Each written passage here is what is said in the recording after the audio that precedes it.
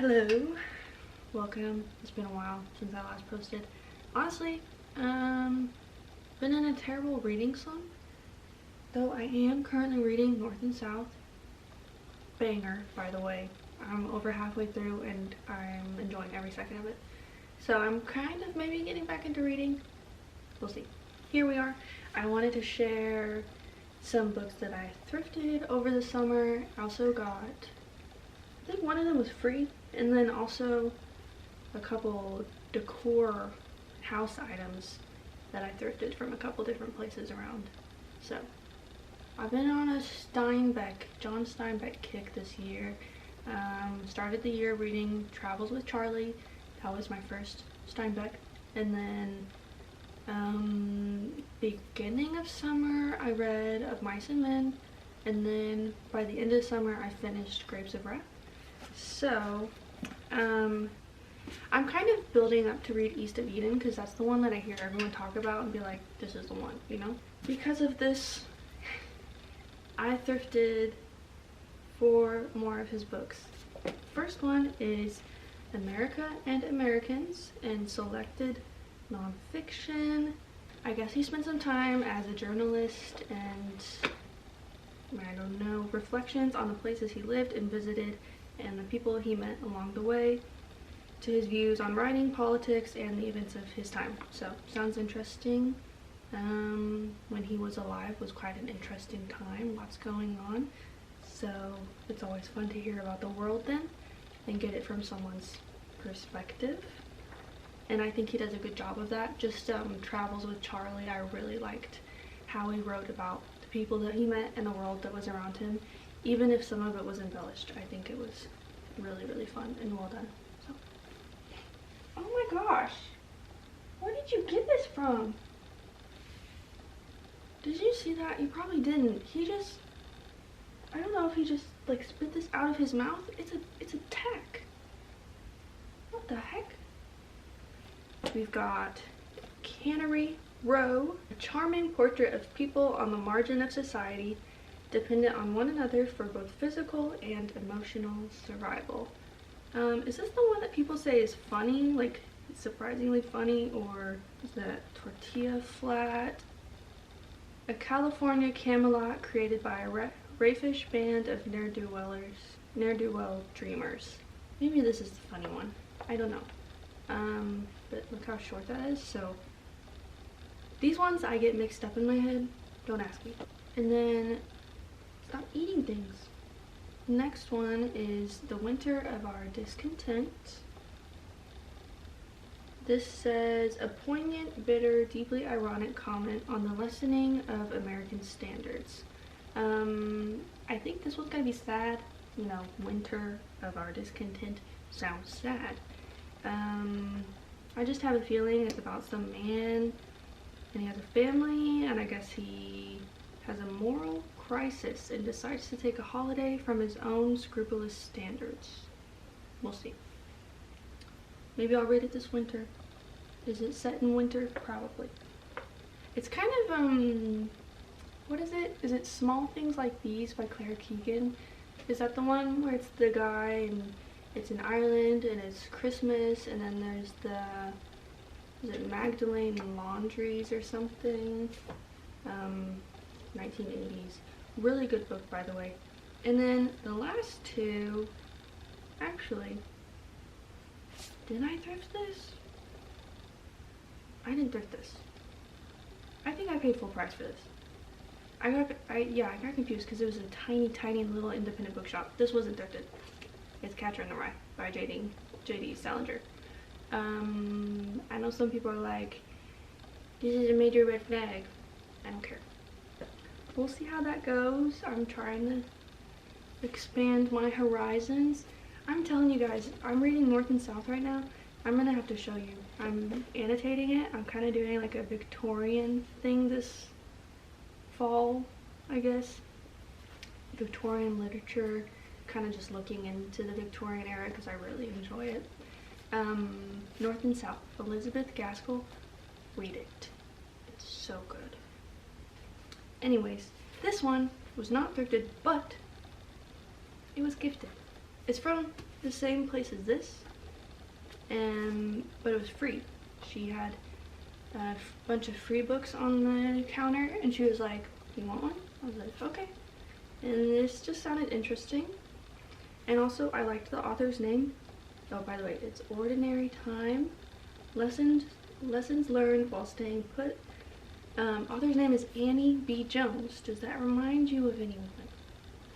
Junie B. Jones. Thank you. And I guess she just never leaves her same small town like she always thought she would. And instead of regret, she had an epiphany. She awakened to the gifts of a quiet life spent staying put. So, sounds cute. I love a quiet life. Thought it would be fun. So those are the books. Now the decor. Am I right? It's cute, isn't it? I love dark wood. This isn't exactly the wood that I go for. I go for like a dark walnut for all my furniture. But this, I'll make an exception. It's a cute heart shelf. 2 little hooks. And then I was at this antique place. They didn't have much that I was gonna go for, but I wanted some doilies. You can't go wrong with doilies. They add a bit of, first of all, they smell old. That's how you know you're doing it right. They add a bit of warmth, a bit of texture, and then you're joking me. Yeah. I was meant for retirement. You know what I mean? Like this is what gets my goose. This is, are you kidding me? And then at the same place, let's bring back makeup tutorials like this. I don't know if you can see that. They're little brass cowboy boots. Just thought they were cute. It's a little pair. And like, do you see my vision here though? Let me show you. With this hanging by my door, maybe the little boots, and other things. Maybe a couple books, maybe a little trinket dish, a candle, which I won't light on this, but it's decorative. I have a lot of decorative candles that can't be lit where they are because otherwise this whole place will burn down. So the cute heart shelf, 2 different size. These came like in a pair, and then a big one. Doilies, and then these cowboy boots. I went to this other place. I re-downloaded TikTok. I know. I went a year without TikTok, and then someone said something. I was like, I'll get it. I want to look at that, and now I have it again. And it's not good. I can't consume things that like normally. So whatever. And there was one lady, she has a booth in there, and she posted a TikTok showing stuff that she just put in like 30 minutes ago. I was like, okay, I'm going there. So I got my grubby little hands on these things, and I'm happy for it. So first one is this little canister container thing. It's got some blue florals, little lid, nothing in it. I don't know what to put in it. I just have it sitting next to my KitchenAid because it looks cute there, but I don't know what to do with it. Maybe I'll just put some pens or something in it. Super cute. I'm telling you right now, I rearranged my kitchen countertops where I have a lot more space for baking, like where my KitchenAid is and my cookbooks. And this sits right there, and it looks really cute. And then also, this is in that area of my kitchen. A cute little, yeah. Is this cross stitch? Right? And it also says, I think who did it? Shirley Watson. Thank you, Shirley. 1995 in the back. And it's just cute. It says, bless this house. And it has 2 little teddy bears. Hey, stop that. And it's really cute. Last thing I got. This has fallen victim to one of my cats. Velcro, who is currently climbing up the bed under the covers.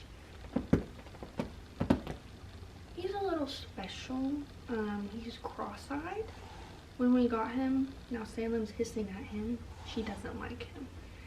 When I got him, he was very, very sick. He was from a trailer park, and he never quite recovered. So he's very special. He likes to eat things. He likes to put things in his mouth. So I guess this was my mistake, putting this where I put it. I put it on the floor because it looked really cute next to a piece of furniture that I had. I put a couple books in it. But he chewed the ribbon. This was a cute little bow.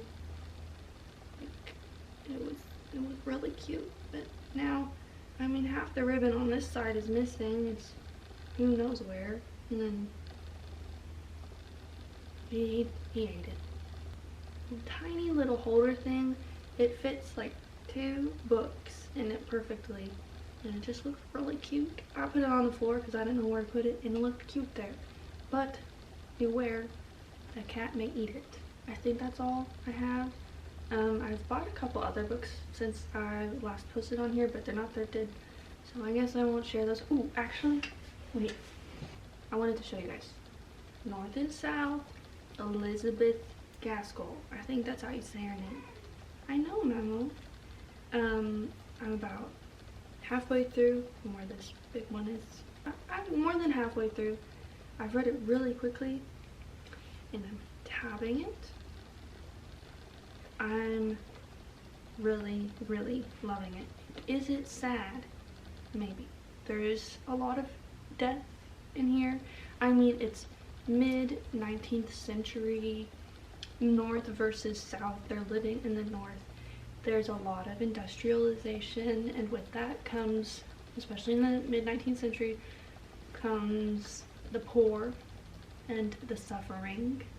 But I think it's well done, and I've really enjoyed the writing, and I think it's paced very well. I've heard the ending is pretty dissatisfying, but I will give her some leeway for that because I guess she was originally, the novel was first serialized in weekly parts for Charles Dickens' periodical Household Words. So I think she wrote, this tale was obliged to conform to the conditions imposed by the requirements of a weekly publication, and likewise to confine itself within certain advertised limits in order that faith might be kept with the public. In some degree, to remedy this obvious defect, various short passages have been inserted and several new chapters added. With this brief explanation, the tale is commended to the kindness of the reader. So, I've heard the ending isn't very satisfying to some people. I think I'll be fine with it. I'm not worried about it. If you ever are curious about what I am doing, like reading wise, I don't post anywhere else on social media. It's sometimes on TikTok, but that's like car related things because I partake in cars. But book related, I do have a Fable account. I'll leave it down below. I try to keep it updated. It's actually not been hard because I haven't been reading, so it's pretty updated. I do post when I read on there and what I'm reading and what I want to read. Follow, if you want, you can follow me on there. I'll follow you back. It does like a really fun thing where it's like matches your reading aura or something. I don't remember what it said, but it like shows if you follow someone or something, it shows how much of your reading matches with them. It's like a dating thing, but for books. It's really cute actually. Fable. If you want, you don't have to. I don't care. I'll pull down your underwear. I don't know. I just did my yearly rewatch of Over the Garden Wall. God bless, you know? Okay, I'll see you guys later.